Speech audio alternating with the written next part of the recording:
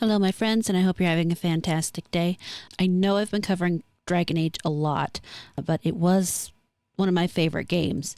So I wanted to wrap up probably the end of the coverage that I'll be doing for a little while here with some posts from David Gaider talking about his impressions of the game. Now, I want everybody to keep in mind that these are the impressions of a professional in the industry, so I wouldn't expect him to be tearing anything apart. So let's get into it. On June 6th, Shinobi tweeted out, DragonAge Dreadwolf has officially been renamed to DragonAge The Veilguard. And David Gaider retweets and says, exciting, some completely uninformed thoughts. A closer alignment with the Mass Effect style was inevitable, I suppose, but means both teams in Edmonton are working from the same premise, which likely means good things for gameplay, I suppose. It probably also means a more actiony style where you control your PC but don't directly control your two chosen companions. You maybe do shouts to direct them in a very general sense, which I'm less enthused about personally, but I guess we'll see.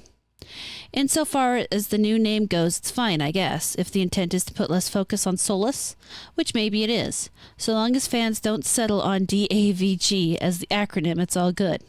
The writing team will knock it out of the park regardless. That much, at least, is guaranteed. Here you have a person who responds to him. Unlike a lot of the DragonAge fan base, I'm actually not upset by only having two companions and a much more Mass Effect combat system.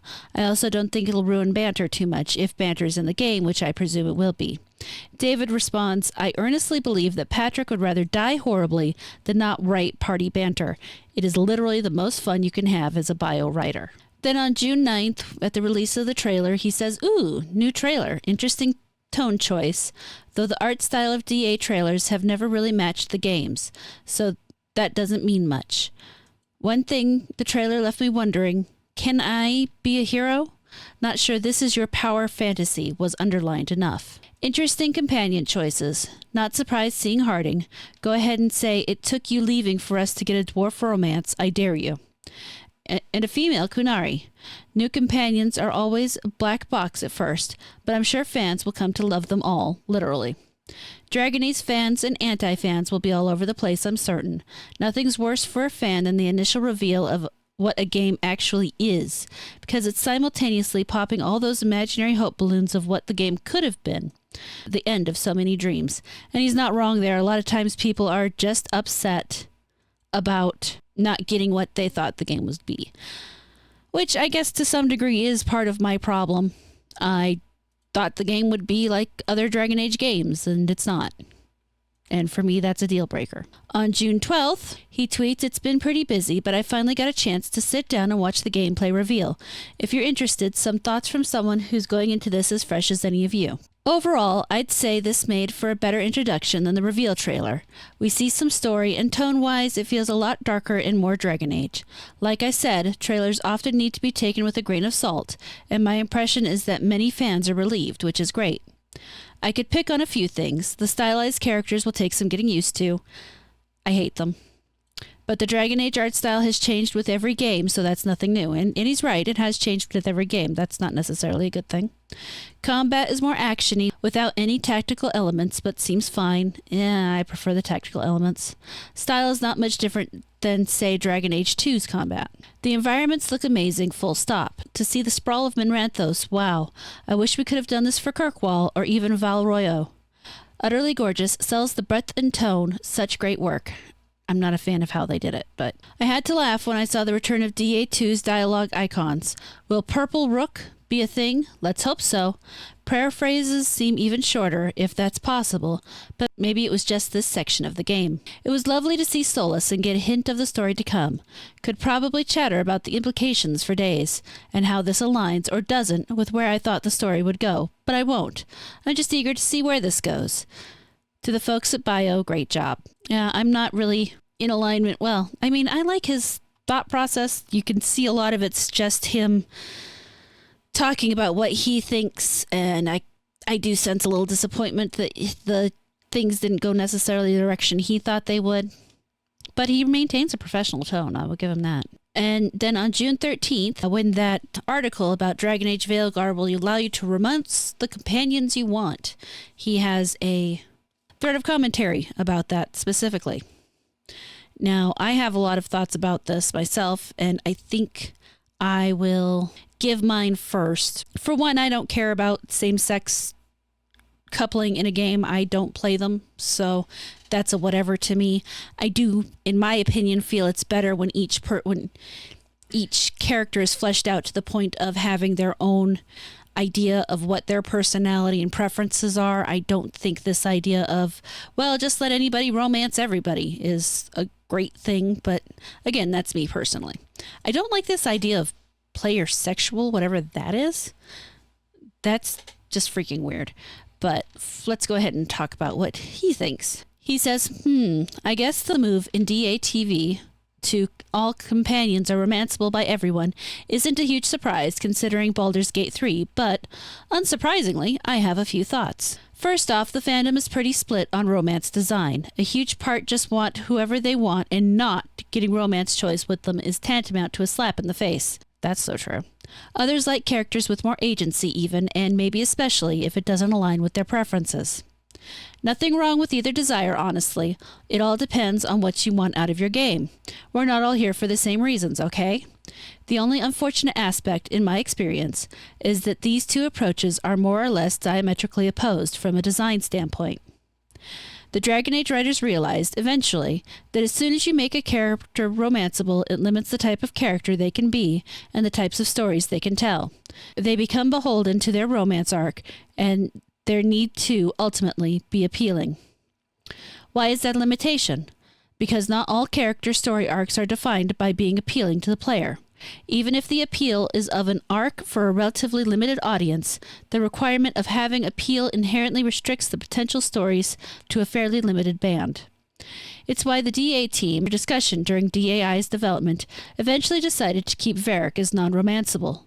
Already I hear some fans groaning in disappointment, even though we did it so as to not destroy Varric's character. You can't have it both ways, I'm afraid. I find the article slant of DATV approach being new curious.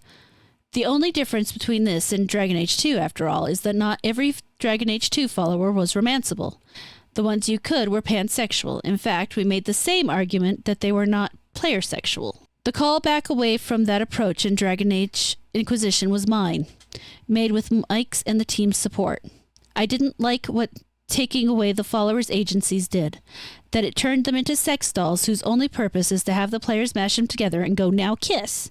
Oh, leave me alone. No, kiss me. No, no, yes, no, no, yes, no, yes. Oh, oh, oh, oh, oh, oh, oh, oh, your helmet is so big. Yeah, that's kind of how I feel a lot of people play these video games. But I'll admit that's a personal and uncharitable preference. I don't care if it's uncharitable, but I share the same preference. I also didn't like what it did to Baldur's Gate 3.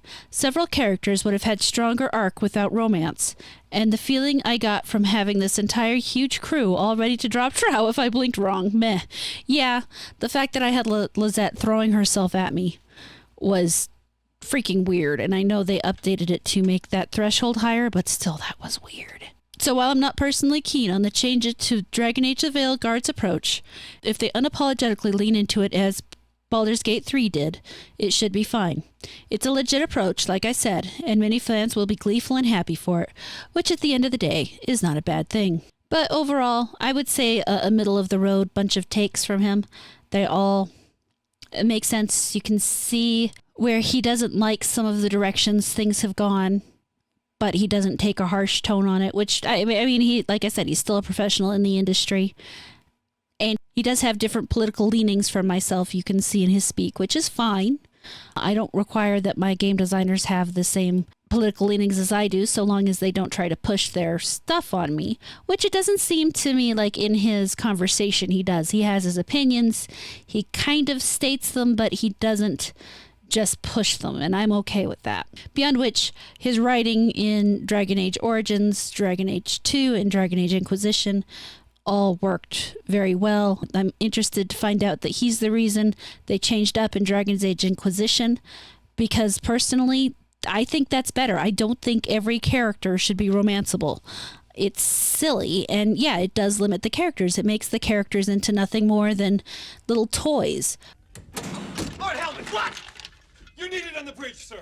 Knock on my door! Knock next time! Yes, sir. Did you see anything? No, sir. I didn't see you playing with your dolls again. Good! Which I guess says a lot about the people who want that. It's part of the difference, I think, between someone who games for gaming and games for story. Because, yeah, if you game for story, if the story's good, it doesn't matter what the rest of the game is. As long as you're happy with your storyline that you were able to create with whatever characters you want, you're going to be happy. I'm not saying that that's necessarily a bad thing. It's not a for me thing, however. I definitely prefer my games to be much more structured. I like how this person says Dorian's interplaying with his father could not have happened if he were merely player sexual, if he were not unavailable to female protagonists, and it is the single most profound experience I've ever had in gaming. Thank you for your choice. Yeah, the stuff with Dorian in Dragon Age Inquisition was really interesting. And this person, I remember in Inquisition when you met Vivian for the first time, and I was like, Defoe's romance option, but was pleasantly surprised by how her story evolved into not being a romance option. She felt like a real person with her own wants separate from the players, and that is fantastic. That is what I want. I don't care if it's just the player character or if it's the side characters. I want them to feel like their own fleshed out character. I want them to feel like they have a purpose in the world beyond just being a toy for me to play with. I'm not a big fan of they romance each other, though. That's weird. I mean, I guess that could work okay, but I don't know. It just seems like, I guess for me, a romance option isn't mandatory. It's like the playthrough of Baldur's Gate I haven't finished. I am not romancing anybody, and I killed the bear because that freaked me out. That's a side point. But what do you guys think? Do you think that maybe I'm being too charitable? Do you think he's being too charitable? I really feel like he's just being professional, while at the same time definitely expressing some disappointments and opposition to what he's saying. He's just doing it in a very professional and polite manner. But let me know down in the comments. Thank you so much for watching this video. I really hope you enjoyed it. Please like, comment, subscribe, and turn on the notifications. If you really liked it, you can feel free to share it around, and I will catch you later.